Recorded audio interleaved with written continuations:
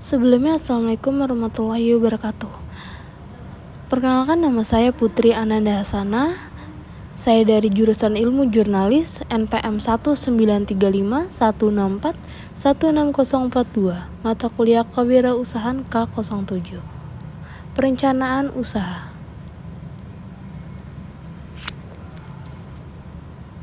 Kewirausahaan. Kewirausahaan adalah proses kemanusiaan atau human proses yang berkaitan dengan kreativitas dan inovasi dalam memahami peluang, mengorganisasi sumber-sumber, mengelola sehingga peluang itu terwujud menjadi suatu usaha yang mampu menghasilkan laba atau nilai untuk jangka waktu yang sama.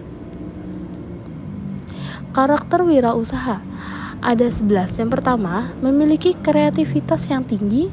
Yang kedua, selalu berkomitmen dalam pekerjaan, memiliki etos kerja dan tanggung jawab. Yang ketiga, mandiri atau tidak ketergantungan, berani mengambil resiko. Yang kelima, motif berprestasi tinggi. Yang keenam, selalu perspektif. Yang ketujuh, memiliki perilaku inovatif tinggi. Yang kedelapan, selalu mencari peluang. Yang kesembilan, memiliki jiwa kepemimpinan. Yang kesepuluh, memiliki kemampuan manajerial. Yang kesebelas, memiliki keterampilan personal atau dream, decisiveness, doors, determination atau dedication.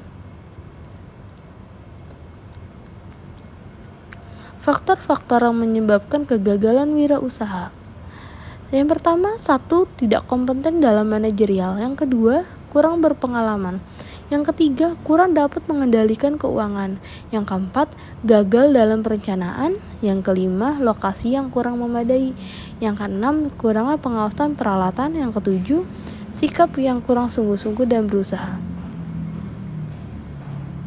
Pertimbangan dalam memilih lapangan usaha.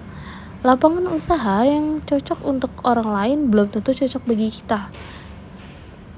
Lapangan usaha yang pada masa lalu menguntungkan belum tentu pada saat ini masih menguntungkan, atau lapangan usaha yang menguntungkan saat ini belum tentu menguntungkan di masa yang akan datang. Lapangan usaha yang berkembang baik di suatu daerah belum tentu dapat berkembang dengan baik pula di daerah lain dan sebaliknya.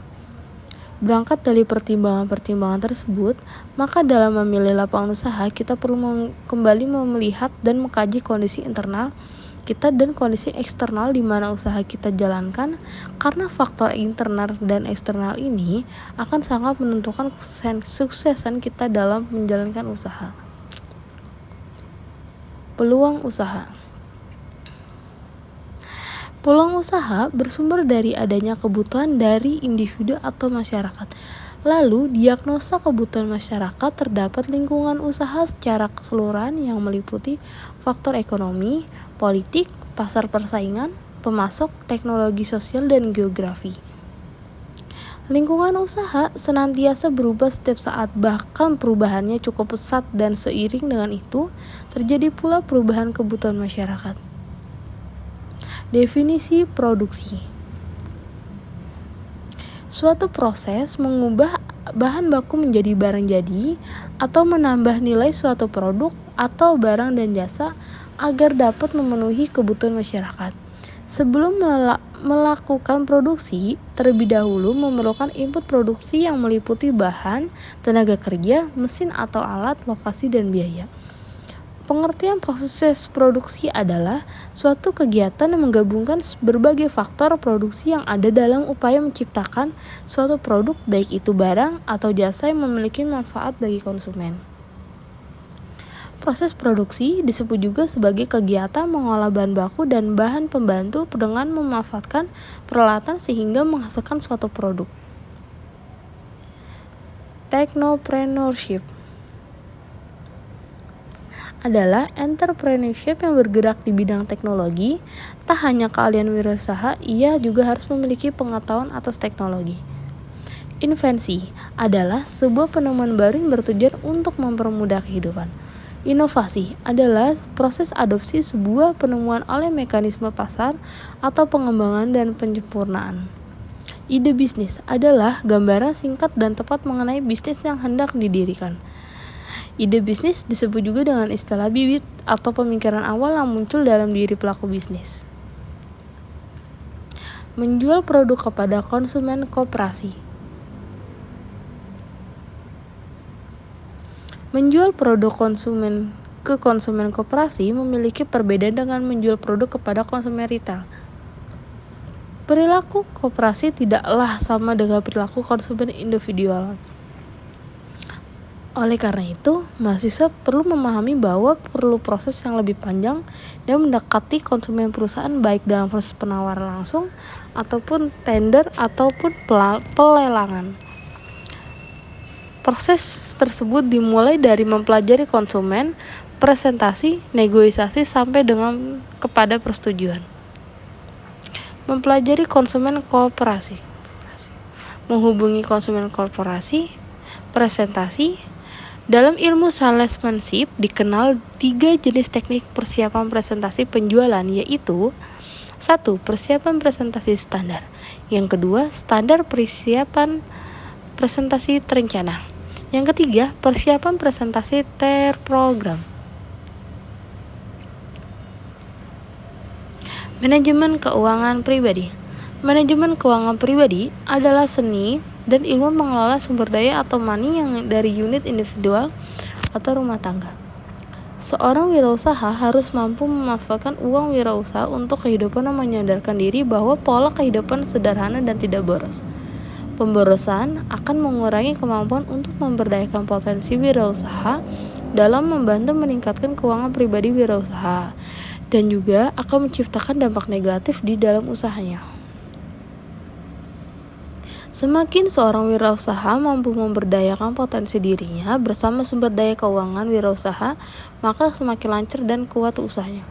Mengelola keuangan pribadi tidaklah mudah, namun dengan mengetahui manajemen keuangan pribadi merupakan langkah awal untuk aplikasi yang tepat ketika mengelola uang pribadi. Manajemen keuangan pribadi menuntut adanya pola kehidupan yang memiliki prioritas, prinsip kekuatan dari prioritas berpengaruh juga pada tingkat kedisiplinan seorang ketika mengelola. Prioritas akan mendorong wirausaha untuk disiplin dan mematuhi aturan serta kemampuan diri untuk menyesuaikan diri dengan perubahan, maka secara eksplisit telah menyentuh kontrol diri atau self control. Manajemen keuangan usaha. Ada 3 jenis modal yang dibutuhkan dalam 5 pengelola usaha. Yang pertama, modal investasi awal. Modal investasi awal adalah modal yang diperlukan di awal usaha, biasanya dipakai untuk jangka panjang. Yang kedua, modal kerja.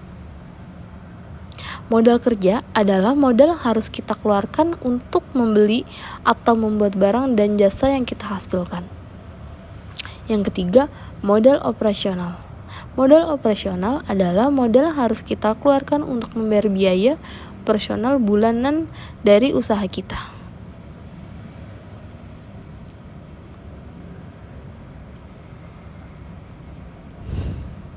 Mengevaluasi dan mengendalikan usaha.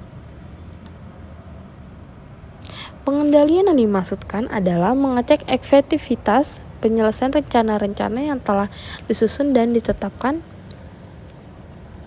Jadi, perencanaan dan pengendalian akan sangat membantu dan bermanfaat bagi wirausaha agar dapat beroperasi secara efisien dan efektif, di mana kondisi ini akan mempengaruhi tingkat keuntungan yang diperolehnya. Pengendalian atau pengawasan adalah proses memastikan bahwa segala aktivitas yang terlaksana sesuai dengan apa yang telah direncanakan.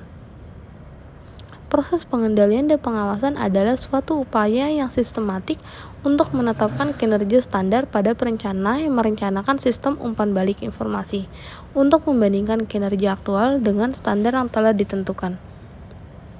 Proses pengukuran kinerja antara lain sebagai berikut. Yang pertama, penentuan sasaran. Penentuan sasaran harus spesifik, terukur, menantang, dan didasarkan pada waktu tertentu. Di samping itu, perlu pula memperhatikan proses penentuan sasaran tersebut. Yang kedua, penentuan standar kinerja.